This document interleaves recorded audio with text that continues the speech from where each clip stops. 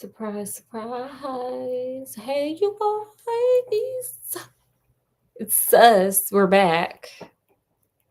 And we're back with a new book. It's Road to Nowhere by Christopher Pike.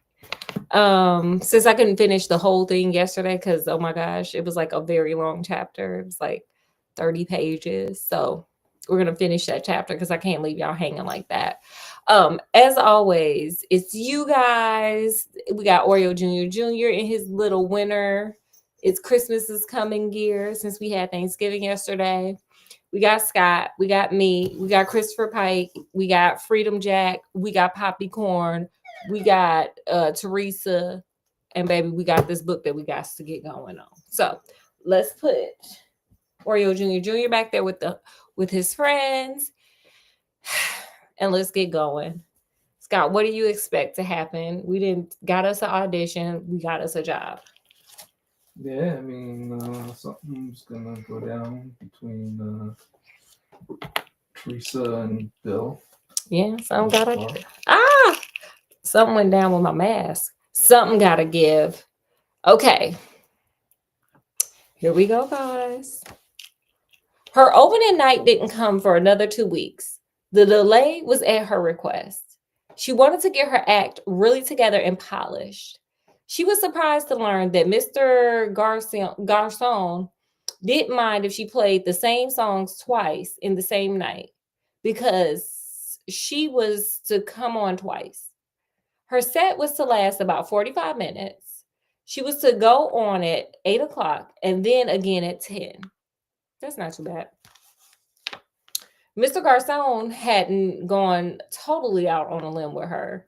He still had two other acts playing the same night she did. She was delighted to learn that Mr. Garcon was an intelligent and sensitive man, period. One who was always in an upbeat mood. There was nothing he loved more than owning a place where people could have a good time. He told her, in fact, that it was okay if she bombed her first night out. He wasn't going to drop her because of it. Strangely enough, or maybe it wasn't so strange, while she was getting ready for her debut, she saw less of Bill. Sounding like a pimp to me. Again, I've been watching a lot of soft white underbelly. Lots of pimps on there. Practicing with him in the room didn't work. They end up spending most of the time talking. Also, he frankly didn't know much about music. He wanted to change a chord on a particular song or dropped a line here or there or add one he'd written. His list of changes went on and on. She didn't mind his making suggestions. It was just that they weren't any good. Girl, you should tell him. Like, sir, look, you can make all these suggestions. I ain't changing nothing. You just wasting your breath because you don't know what the hell you're talking about. You know about Mars. I know about music. There you go. Period. Like we're not about to sit up here and pretend like, sir, Einstein was not Michael. Einstein would not be going around telling Michael Jackson how to, do the moonwalk. Like, it just don't work like that. And Michael Jackson shouldn't be telling Einstein about M equals MC squared. Like, no. Okay. Trying to swerve in too many lanes, sir. Stay in your lane. Stay in your lane. I already don't think this is a good idea, and this is not helping, by the way.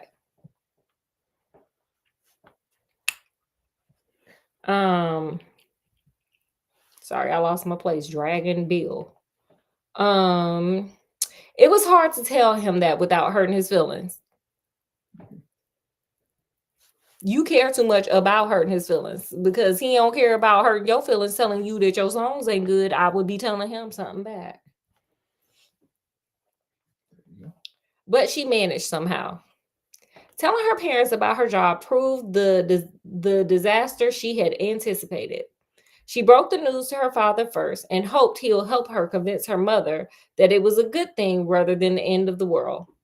Her father's reaction was curious. He hardly reacted at all. Okay. Which somehow hurt more than anything. But her mother was not so impartial. The lines started immediately. Was she out of her mind?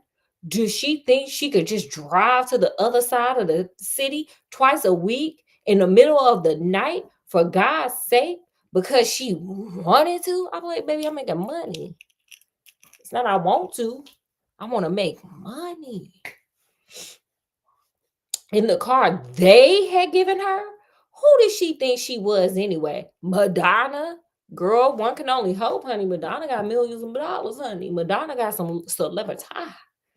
Madonna a legend. What song was she going to sing? When has she ever written songs? How come they didn't know about them?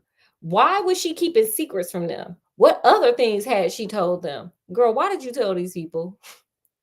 Who had put her to this anyway? Girl, you are 18. Let's never forget that you are an adult. Bill, of course, it was that Bill. She shouldn't be seeing so much of that guy anyway. He just wanted her for one thing. All guys did. Jesus. Yet her mother calmed down when she heard how much money Teresa would be making at the summit. Yeah, uh-huh. Mm-hmm. Mm-hmm. Mm-hmm. Mm-hmm. Yeah. What am I doing over there? I'm trying to make some money.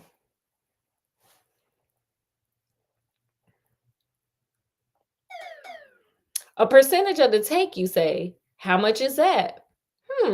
Sounds like they're taking advantage of you, dear. Well, we'll think about it. What y'all need to think about? She 18. Y'all need to think about letting her figure it out because she's an adult. That's what y'all need to be thinking about.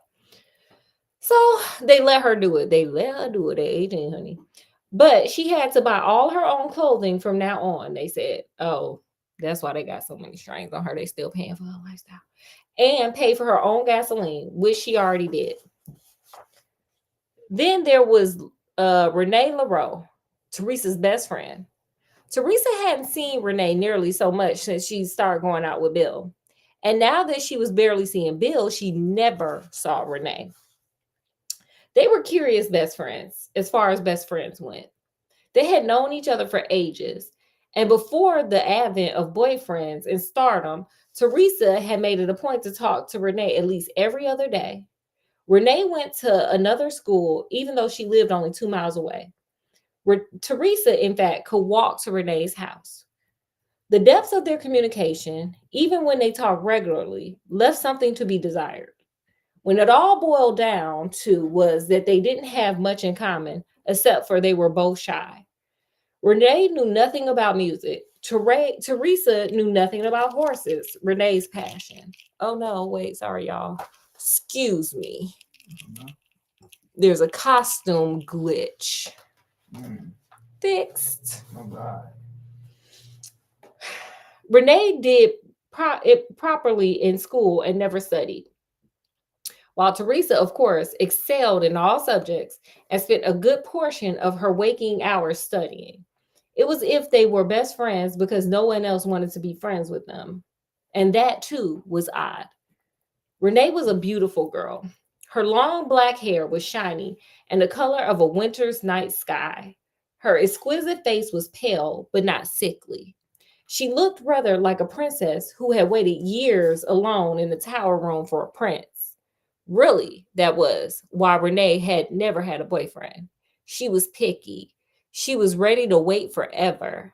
Perhaps they were only becoming friends so they could wait together. Why the hell you need somebody to wait for? Just wait. But Teresa had finally broken free from her tower. She was no longer waiting. She called Renee a week before her scheduled debut. Renee knew of Bill, of course. Teresa had described him to Renee at length, but the two had not yet met. Renee greeted Teresa's news of her romance and her job at the summit with quiet enthusiasm. Teresa never stopped to consider that Renee might be jealous. Certainly, Renee never gave any sign that she was. Renee wanted to come to her opening night, and that was fine with Teresa. The more Teresa practiced and the more she talked to Mr. Garcon, the greater her confidence grew. Oh, I thought you were saying something. She began to see, not out of arrogance, but with the recognition that was genuinely there, that she had talent. that she could write songs that spoke to people and that she had a voice that touched people deeply. Even her own mother, wonders never ceased, bursted into the room one evening when she was practicing. Teresa had been singing softly, but apparently her mother had been standing outside the door eavesdropping. Her mother paid her the highest compliment she was capable of saying. I can't believe that was you I was listening to. Her mother and father had said they would come to see her when she was comfortable with her show. Teresa began to notice, as the days went by, a note of pride in their voices when they talked about her job. They weren't totally out of touch, she realized. Okay, they coming around, period. They they heard she was gonna be making money from it. They thought she was just out there just like, yeah, I'm gonna do a mixtape. Even though sometimes that works. Finally, the big night arrived. Wait, sorry, real quick. Wait, whoa. Hold up, y'all. Hold up real quick. Pause for a second. Okay, I just need to check something real quick. Okay. Finally, the big night arrived. Teresa, dressed with care, or rather, she tried on everything she had in her closet and decided nothing would do. Girl, you need to go shopping, girl. Cue the shopping montage. Fortunately, she had Renee with her, and the two of them were the same size. Renee drove her over to her house, or started to at least. The two of them planned on going to the club together. Bill was already at the summit, making a last minute equipment check for Teresa. She didn't have a direct pickup on her acoustic guitar, and the microphone attached to the main mic was often filled with static. Mr. Garcon had promised her a new mic, and Bill was there to make sure it was installed properly. Okay, he believed in her. He like, yes, girl, we're going to make this. You going to make this money, but we going to make this money. Perhaps my red dress would look nice under the lights, Renee suggested once they were on the road in her black Miata. Okay, girl, you got you a nice car. Teresa was far too nervous to be behind the wheel. I'm sitting on a stool, Teresa said. I'm leaning towards pants, girl, or don't. Okay, you might get a little attention. You might get a little Kim Kardashian attention if you wear a dress. Don't do it if your parents there, though. How about my green suit, Renee said. You know the one. Yeah, I don't know. Green is such a nature color. It's a nightclub. I think I should be wearing black. Black is so somber. Teresa nodded. You're right. What about white? I don't have anything white. You're the one with the white pantsuit. I am? Where is it? In your closet, Renee said. Oh, yeah. Didn't I try it on? No. I want to try it on, Teresa said. You want to go back home? Yeah, quick. Let's go. I'm supposed to go on in 2 hours. Renee smiled softly. I'm glad it's you and not me, she said as she turned the car around. Just you and Bill start, just don't you and Bill start hooting at me as soon as I come out. Renee nodded. I won't make a peep, she added.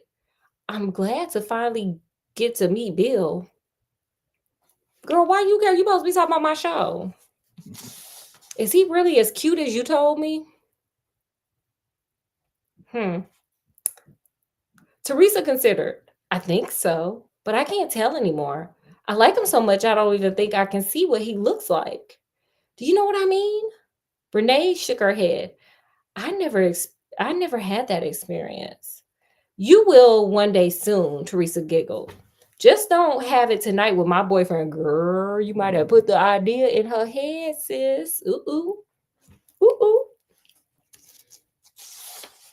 Naturally, the white pantsuit looked perfect to Teresa until they were back in Renee's car, heading for the club. By then, Renee wouldn't allow Teresa to change her mind. It was less than 90 minutes to curtain. Teresa had never had a car ride that went so slow. Her nervousness was intolerable. She kept trying to pretend that the show wasn't that tonight, but her pounding heart and dry throat was not fooled. Again and again, she went through everything that could go wrong. Girl, that ain't what you want to do. You want to visualize that girl There's some major record labels out there and about to sign you. That's what I would have went in there like, girl, I know tonight, okay? Record labels gonna be coming trying to sign $1 million contracts. Hey, not thinking about everything that could go wrong. That's crazy. Her single worst fear was that she would freeze up and not be able to sing a word. But she also knew that if she could just get past the first song and hear people clap, even one person in the crowd, she would relax. She reached over and touched her best friend on the arm. I'm glad you're here with me tonight, she told Renee. You probably not in the direction we're going, babe. Probably not. The sentiment in her voice surprised Renee, for they didn't normally expose many deep feelings to each other. Renee was reserved, probably always would be. She lived with a father who was a public prosecutor in the district attorney's office downtown, and a stepmom who had never wanted to have children of her own. Oh, Lord. Her stepmom probably an asshole. I'm glad you're glad, Renee said. Are you sweating? Teresa clenched and unclenched her hand. She probably should have wore black because, girl, if you sweat and that white gonna show right on up, they gonna be like, ooh, she needs some Lumi. Blood. I don't know why I let myself be talked into this. I hate feeling this way. It's like wanting to be led to the gallows and all the people are watching, waiting to see you fail. She briefly closed her eyes. If I screw up, I know I'll want to unalive.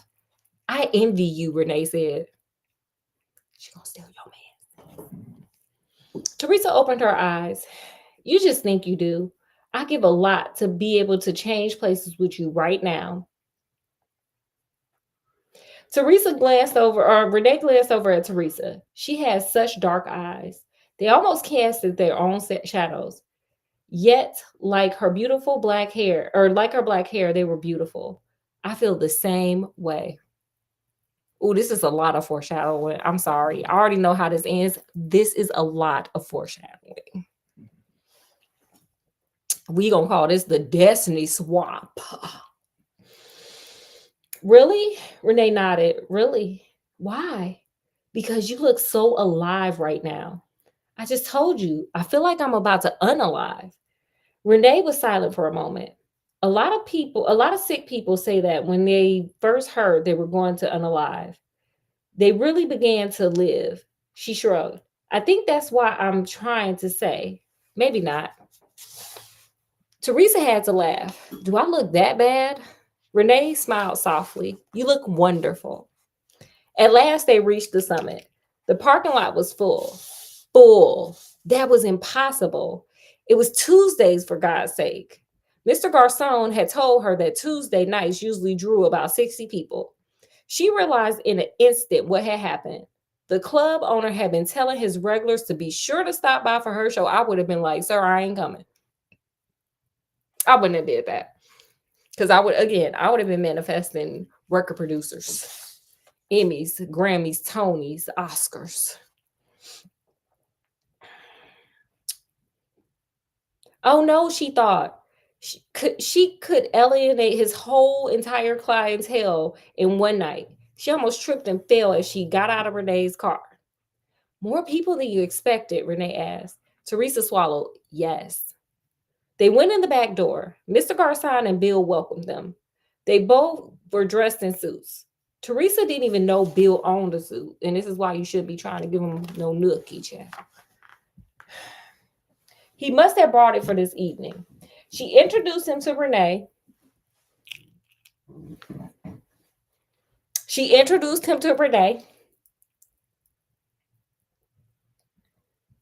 And the two shook hands and said things she hardly heard. Her hands were shaking now. She couldn't have imagined how she was going to be able to play the guitar. Mr. Garcon took her side. How do you feel? Terrible. The place is full. Why did you invite all these people? Mr. Garcon was apologetic. I've been talking enthusiastically about you. I guess some of my enthusiasm wore off. Don't worry, kid. You'll kill him. Oh, I should have said unalive him, but it's already out there. I suppose it's either me or them, Teresa murmured. She went alone in the dressing room to try to pull herself together. Outside the brightly lit cubicle, she could hear the crowd waiting for the next act. Her guitar was there, sitting on a chair. Trying to tune it, she broke a nail, so low down it began to bleed.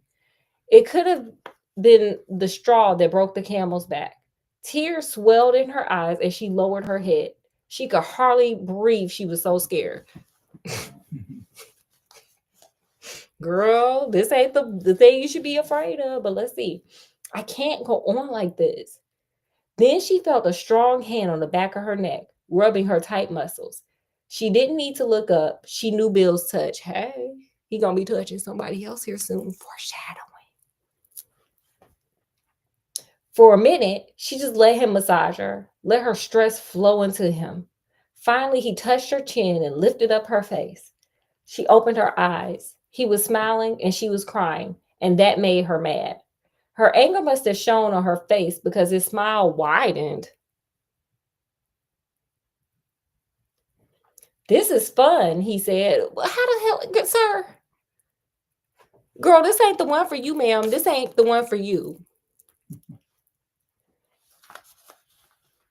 You should be the one who has to go out there. She held her bleeding finger. She held up her bleeding finger. Look at me. I can't play.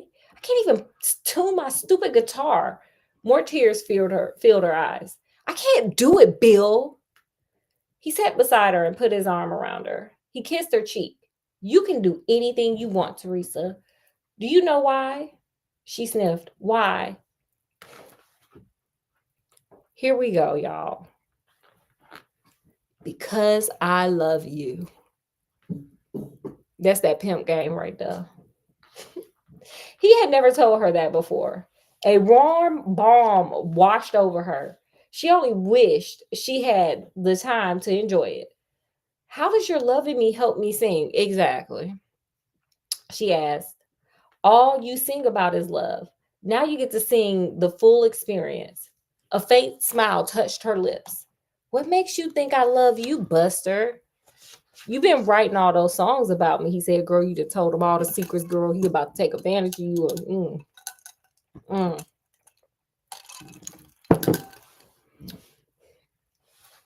I wrote most of those songs before I met you. He kissed her again on the cheek. It doesn't matter. They were about me. She almost told him then that most of her songs were about lost love.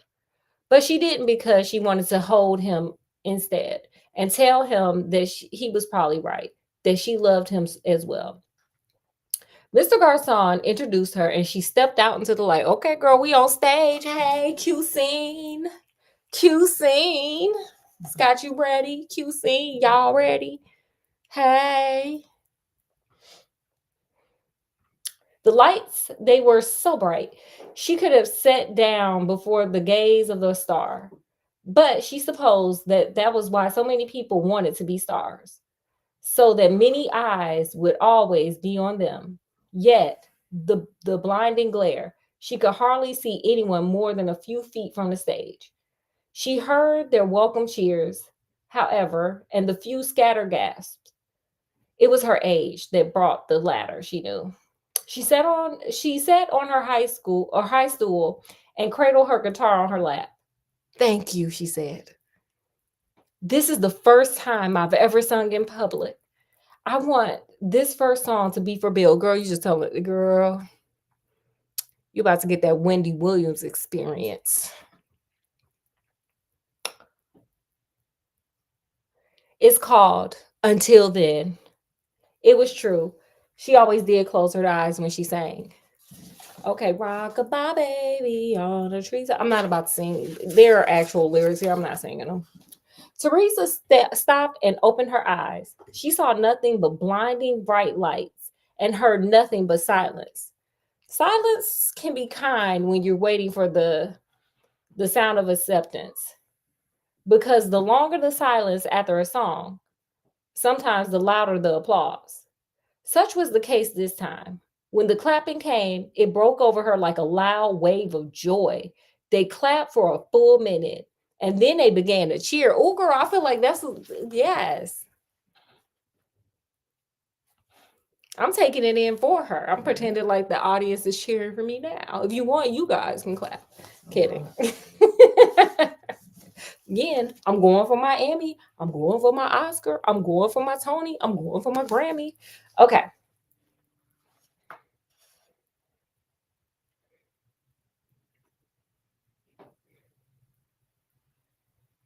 She heard her giggles through the PA system, and she sounded so young, it made her laugh even harder. It was the greatest moment of her life. Yes, girl. Yes. Get that Grammy. Really.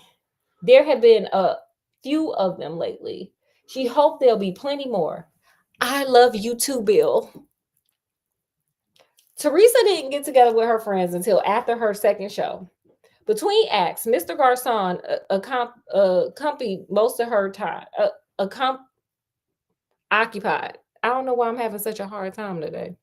Occupied most of her time, telling her that Madonna had better move over. Girl, no, we on two totally different things. Okay. Madonna talking about like a prayer. And let me tell y'all something about that song. It took me all this time to realize what the hell she was talking about. I was singing that as a child.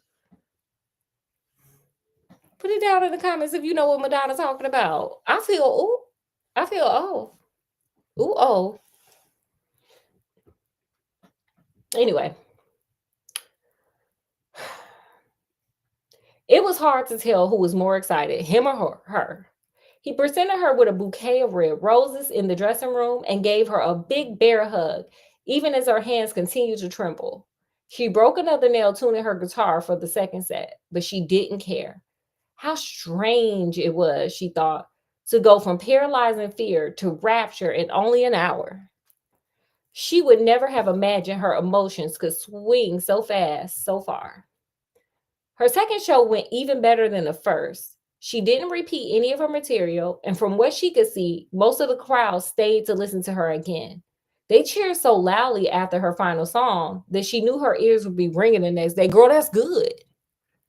Okay, get that money, sis. Get that Grammy. Bill and Renee finally caught up with her in the dressing room. Before leaving the club, she quickly called her parents. They amazed her. When she asked if she could come home later than what she had told them, they said, fine. Mind you, this is an 18-year-old. She is grown. Why are you asking your parents what time you could come in? You're a fully legal adult. Well, still lives in the house. Gotta live by the rules. I mean, yeah, that's true. Okay. I don't know. I guess it's because I got a 21-year-old. I'm like, nah, if she go, I mean, I want to know where she going, but I guess everybody got different rules. Okay. What I lost my place. They sounded happy for her. They said they were going to her next show on Thursday. The three of them went to an all-night coffee shop that overlooked the ocean. Sounds nice. For Teresa, it was a dream. She actually pinched herself, half expecting to wake up. Bill was as giddy as she was. Only Renee seemed to have retained a semblance of normalcy. But she was smiling far more than usual, and Teresa knew she was excited for her.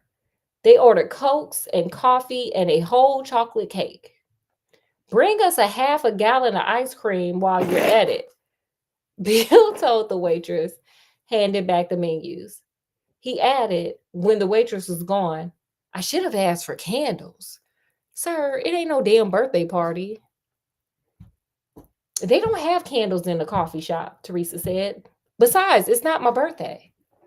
But it is, Bill said. He lifted his glass of water, indicating that they were to have a toast. You were reborn tonight. When I saw you up there under the lights, everybody's eyes on you, I knew you had at last emerged from your cocoon. He swirled the ice around in his water. To the new Teresa Chafee, may she live long and prosper. All right. Here, here, girl. Yes, to your Grammy, to the Grammy, to the Oscar, to the Emmy, to the Tony. Okay, I done messed that up.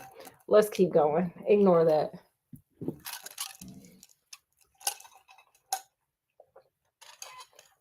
Do we we have to bury the old Teresa Chafee so soon? Teresa asked, laughing. She wasn't such a bad sort. She managed to catch Mr. Bill after all. Honey, it's going to be a few people catching Bill. Foreshadowing. Bill turned to Renee. Bill turned to Renee. Do I look like a caught man? He asked. Mind you, Renee is her best friend now. And she over there saying, I called him. And then he gonna turn to her friend and say, do I look caught to you? Okay. Renee lost her smile for a moment as she stared at Bill. Her smile returned as she slowly lowered her head. You look like a guy who does what he wants to do, she murmured. What that mean? What y'all think that means? Put it in the comment section. What do y'all think that means? Teresa giggled. Hey, he can do what he wants as long as he does it with me. Renee seemed embarrassed, which surprised Teresa. They were all just carrying on after all. That's what you think. Briefly, she wondered what Bill and Renee had been talking about between her acts. I was just kidding, Renee said. That was an awkward pause. I was just kidding, Teresa said. She glanced at Bill. Am I missing something here? No, Bill said quickly. What are you talking about? Nothing, Teresa smiled. Nothing. She reached over and took Bill's hand. So I fulfilled my part of the bargain. Now it's your turn. Bill blinked. What? Our romantic weekend, Teresa said. You said we could go on one after I was a superstar. Bill hesitated. Remember I said this?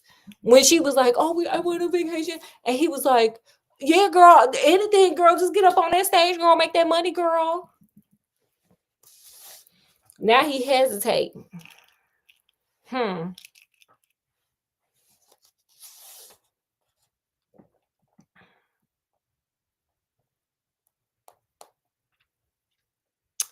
Sure, we will have to do that sometime.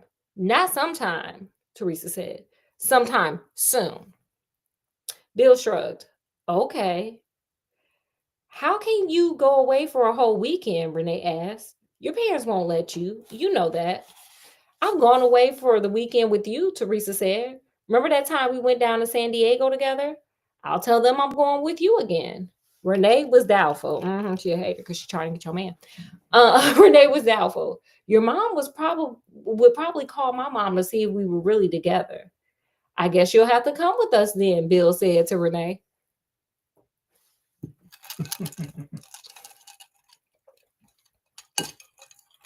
He doing a lot to make sure Renee, is included. Yeah. They're a throuple.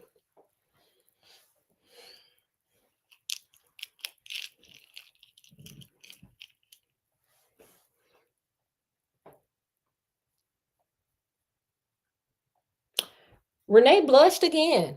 All right by me. Hold on a second, Teresa said, forcing herself to laugh this time. We can work it out better than that. Bill was enjoying the scenario. Of course he is, child. I think I could handle two girls at once. Bill, look, Bill said we a throuple. Okay? Either we going to be a throuple or it's going to be me and Renee, and you can go find somebody else because me and Renee and whoever else going to be a throuple. Okay? Maybe a quartet even. Because Bill give me pimp energy. Renee caught his eyes. She wasn't blushing now. Don't fool yourself, Bill. There's no way you can handle both of us at once. Yeah, Teresa agreed, although the words sounded hollow in her ears.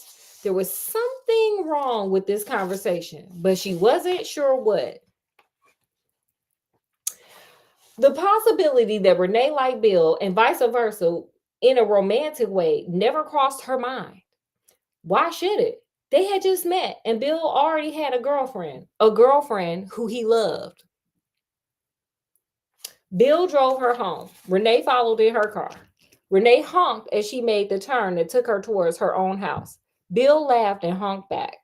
It was great Renee could make it to your opening night, Bill said. I was happy to have her there, Teresa agreed. She's coming Thursday? What? She's coming on Thursday. I heard you. Why is she coming? I mean, why so soon? He shrugged. She wants to. Don't you want her to? Yeah, sure. She's fun to talk to. Yeah. They turned into her apartment complex.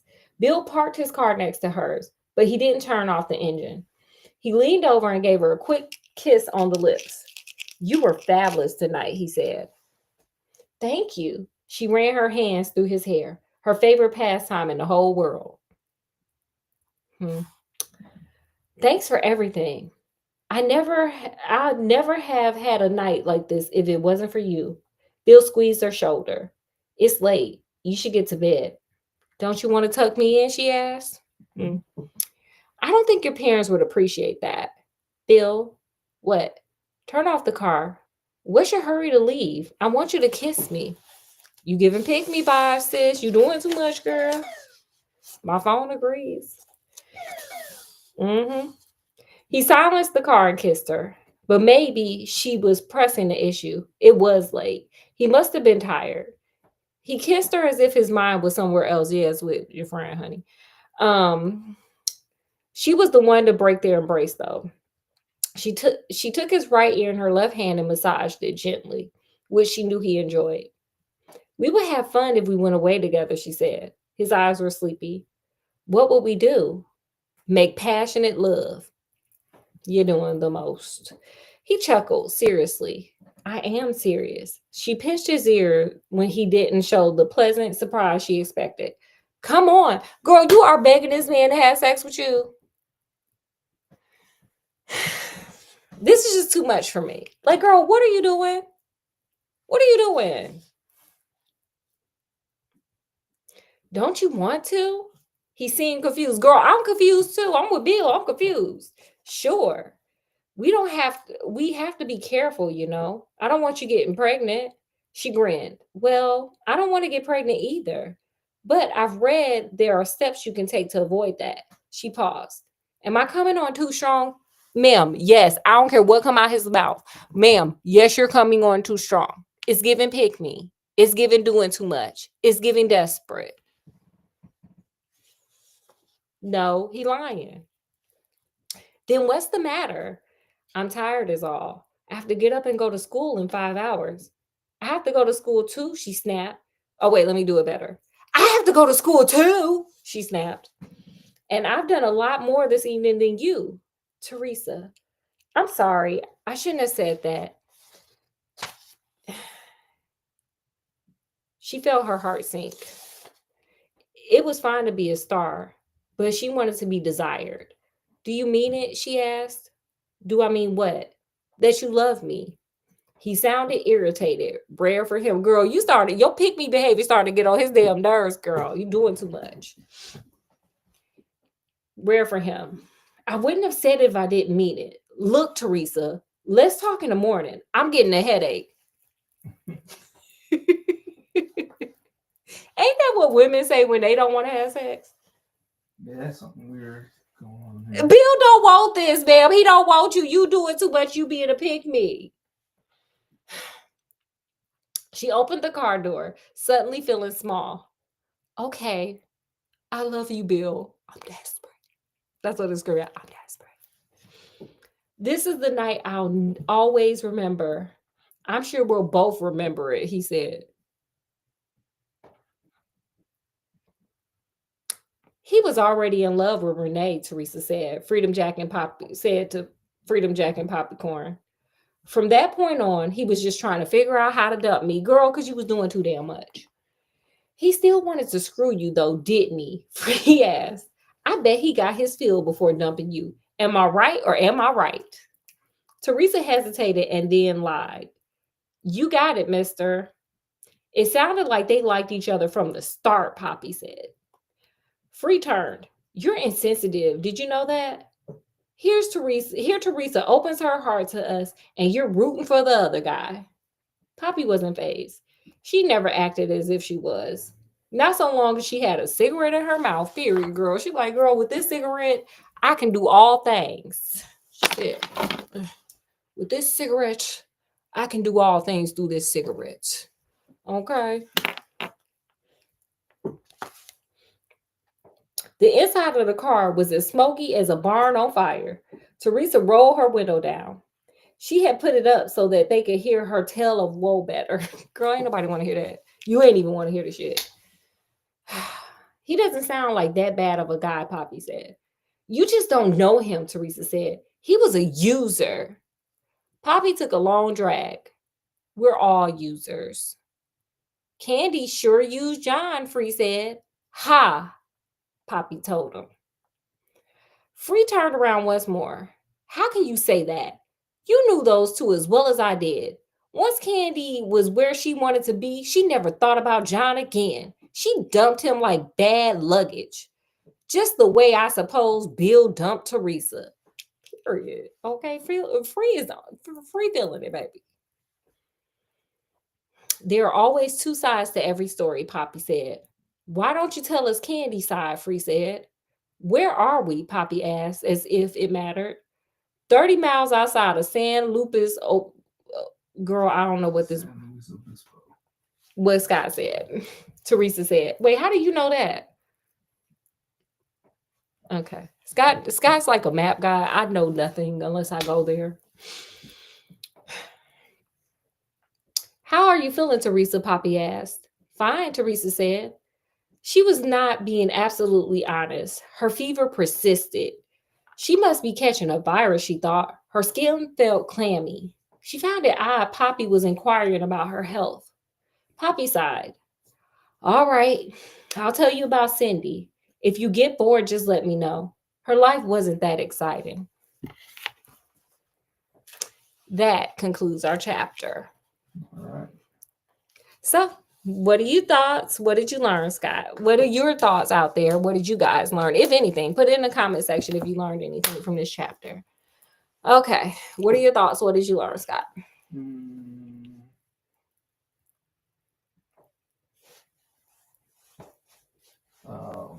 I mean, something wrong with Bill. How is there something wrong with Bill? What's wrong with Bill? What's wrong with Bill?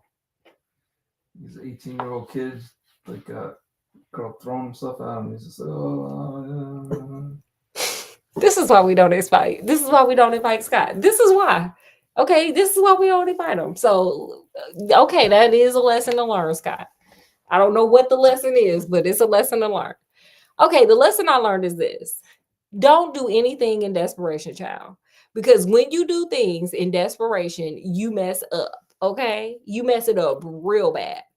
And people can feel the desperate energy. And I've learned this. I've been a pygmy before, and I learned this through my life. Okay. So make sure if you're trying to get with somebody, if you're trying to get a job, if you're trying to do anything, do not let them know that you're desperate. You go in there with confidence. You go in there, you be quiet, you observe their behavior, and you act accordingly. Don't do what she did.